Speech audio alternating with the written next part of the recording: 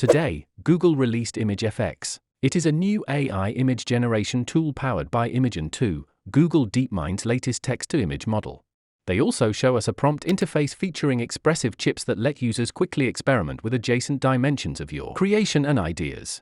I have introduced how to use Imagen 2 in Google Bard in my last video. So in this video, I will show you how to use Imagen 2 in ImageFX. Let's get started. Firstly, go to the ImageFX website, which is also put in the description. On the left you can type in the prompt, such as a flying car in the sky. Below are some expressive chips you can choose to add to your prompt. As you can see, it offers adjacent description for you to choose. That's really convenient and considerate. Then click on Generate, and it will create 4 images on the right. The images are looking good.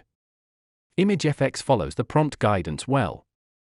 You can then click on Download to save the image on your device. In the settings, there is a seed number. You are able to lock the seed or unlock it to give more variation. If you want to create something similar, playing around with these expressive chips, and maybe you can easily find new ideas. Like this one, maybe we can try flying helicopter this time. Cool.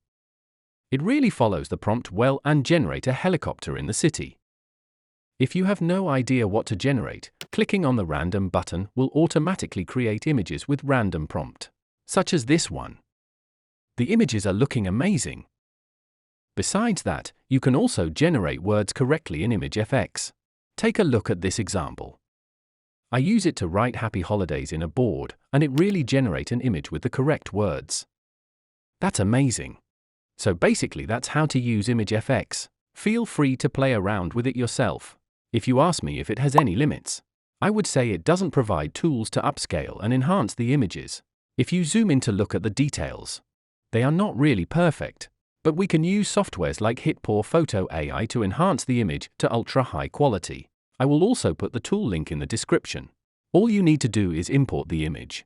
Then select a suitable AI model. Pick a target resolution. It supports up to 32K resolution, but we don't actually need that much. 12K would be enough. Then click on Enhance and the image will be much clearer than before. Even the noise is fixed well. You can also use HitPaw Photo AI to restore old photos. Generate AI images. Create AI portrait of yourself, etc. Feel free to experiment with it. Alright, that's the tutorial today.